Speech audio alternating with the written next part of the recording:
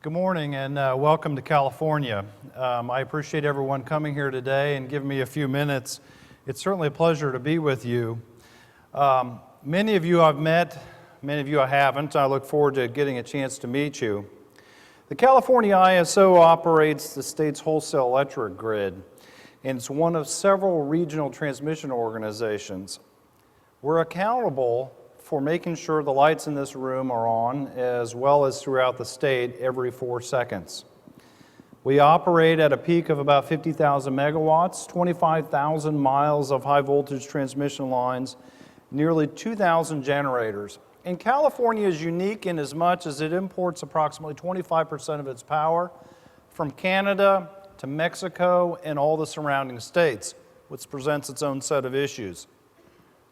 The ISO's mandate historically has been to maintain reliability and to promote open access to the grid and do that at the lowest possible cost. But I'm here today to really talk to you about the change in what we're doing as well as the change in the industry. Mike Nigley showed you many of the trends that are happening as we try to control the grid out in California. And I'm going to talk on a local level than on a more macro level. Historically, we've dispatched the system with predictable generators with predictable load. That paradigm is changing. And I want to talk about the impact of that. The heart of the change are renewables. In California, as Mike said, we have a mandate to have 33% of our loads served by renewable energy by 2020. We fully expect that to go higher. In many days, that means that you'll actually get production much more than 33%. You might get 50%. You might get 60% out of intermittent resources. For our state, it's an aggressive mandate. And what I'm here to tell you is that I expect it to come to you as well. So while you may lament what we're doing out here on the left coast, it's going to be coming your way. National policy is going to move it. The fact that your coal plants are going away is going to move it. So how do we manage this? We use technology, and we use a lot of it, and I want to talk through the technologies that we're going to use. First, new power plants. As you saw in Mike's slides, the system is going to move up and down. And in California, we have about 25% of our fleet in coastal units to provide local capacity. Those coastal units bring in seawater, and there's new regulations that said they have to go away. That's good and bad. First, they're old. They're 40, 50-year-old plants. What we're going to have from a technology perspective are plants that start and stop, that ramp, and that can do it over and over again. Those plants that are 40, 50 years old are not designed to do that. So as we go about changing out our infrastructure in California, we have to have an eye to what the system will need out to 2015 to 2020 from a ramping perspective.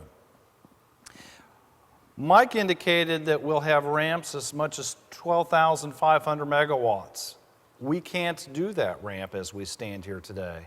And we're going to have to invest in our power plant technology to be able to do that. This is a problem for California, but I think it's a problem that's going to be coming to you. The other issue I want you all to think about is, what about the gas system? The gas system that runs these power plants was not designed for this kind of ramp, for this kind of pressure packing, to be able to bring it up and be able to follow that.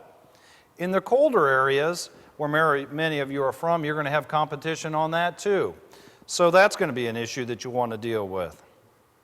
Forecasting. How much will you get out of the wind and solar plants? Being able to know the meteorology of your area will be a critical component of your technology. You're going to have to invest in meteorological skills. You're going to have to know what the wind and sun will do in your area. It's a skill we haven't historically done or used. We know about storms. We know about ice. We know about snow.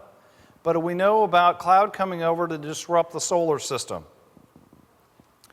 The other thing to keep in mind is that renewables have their own special effects. An example of this, wind farms are designed to cut out at high speed.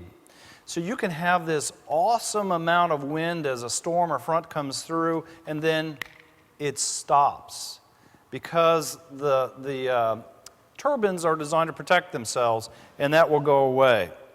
But being able to forecast them is a critical element. In our control room, we also have to change the technology there because we're going to introduce more sophisticated energy management algorithms. An example of this is as you move storage onto the system. The EMS, our energy management system, is not designed to charge. It's designed to dispatch. So we have to change it to be able to manage batteries so that they can take a charge and be dispatched as well. We have a renewable integration desk. That desk's sole job is to know how much we're going to get out of our solar and wind farms. It's a critical component of it because our thermal fleet has to back that up. In our markets and in compensation, big issues as you get more renewables on the system. The renewables will supplant your thermal plant's revenues. They're not going to sell as much power. So the paradigm you have to go to then is a capacity compensation mechanism.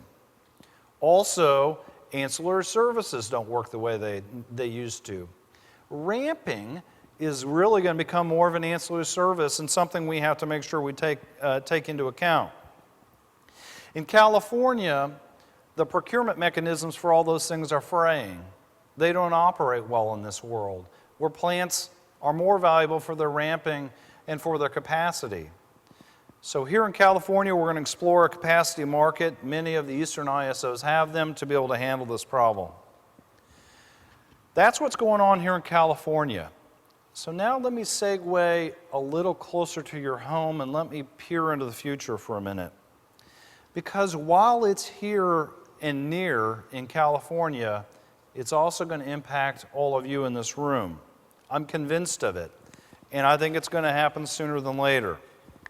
This industry is going to change in fundamental ways. It's going to have to change the way business is done. What's going to drive that? Let me talk about the drivers. First, economics. Many of you probably aren't in the rate-making process and don't handle the financials of your company, but I can tell you that costs are going up across the board. Labor costs are rising. The price of renewables relative to thermal energy is rising. Gas prices will not remain as low as they are. So while our rates are high in California, they may be coming to you too. I could go on and on about costs. Let me tell you what the costs in California are doing. Most of the power at my home, I live in the Sacramento area, which is in the Sacramento Valley. It gets really hot there in the summer. Most of my power is in Tier 4 of the Pacific Gas and Electric rate structure. I pay 34 cents for my energy at my home per kilowatt hour. 34 cents. Now, guess what that means? It's a solar incentive rate, is what that is. Half the homes in my neighborhood have put up solar arrays. And that's going to drive the major change in the paradigm of our industry.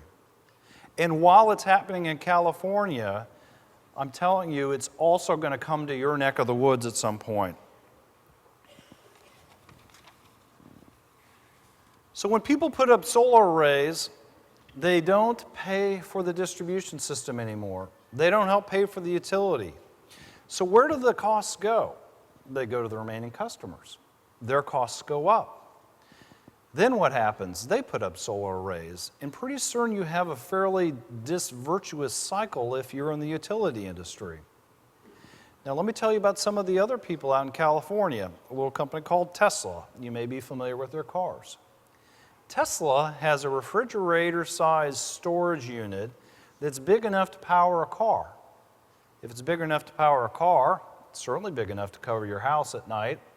So you have solar arrays, you have storage devices coming to you. We can marry those technologies and pretty soon the customers are gone. Don't think it'll happen? You see the bookstores. There aren't any bookstores anymore. Amazon.com put them out of business. You see AT&T. They don't have landlines anymore. It's all a cellular business. Over and over again, you can see how this cycle can impact you, and I'm going to argue that it can come to our business as well. Electric vehicles. Throw electric vehicles in the mix. I know what you're thinking, they're far in the future. But let me tell you about some things that are going to put pressure on that. Let me talk about California for a minute. There are 35 million cars in California. The fleet turns over about every 8 years. If the electric vehicles capture a small number, a small percentage of those sales, we'll have 1 million of them by the end of this decade without question. You're still not convinced? This administration has put in new CAFE requirements. Those are the mileage requirements of 54.5 miles per gallon. The most fuel-efficient cars now are about 35 miles per gallon. How do you think they're going to be able to move that needle? Electric vehicles, I would argue, is the only way they can do that. So think about it. It could happen.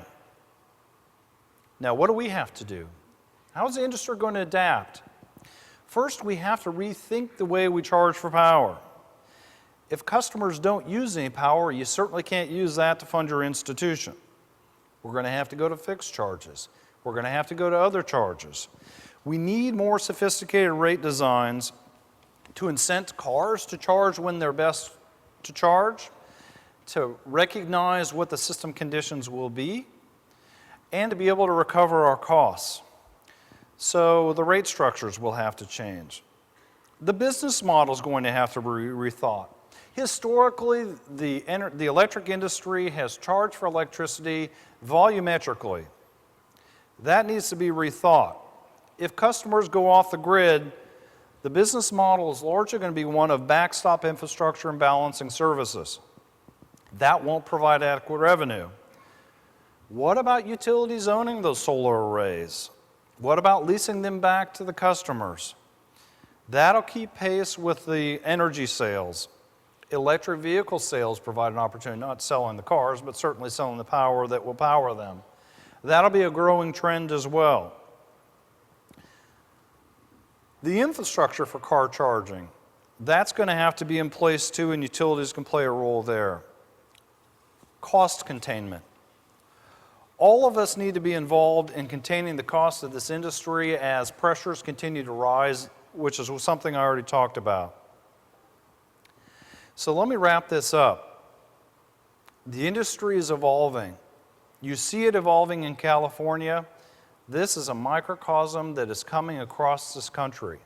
And everyone in this room should be thinking about how you're going to adapt your distribution system to it, your generating fleet, your transmission system. It won't be far off. National policy will dictate it. These are incredible challenges. And I'm not here to make anyone sour. I'm here to excite the people in this room. There are no greater minds than the engineers and the people that run utilities. Everyone in this room can be part of that paradigm for changing the industry. These are incredible times. They're exciting times. I encourage everyone to talk through what I've talked about this morning. The great minds in our industry will be able to solve these problems, and we'll overcome these challenges together. Thank you for your time this morning.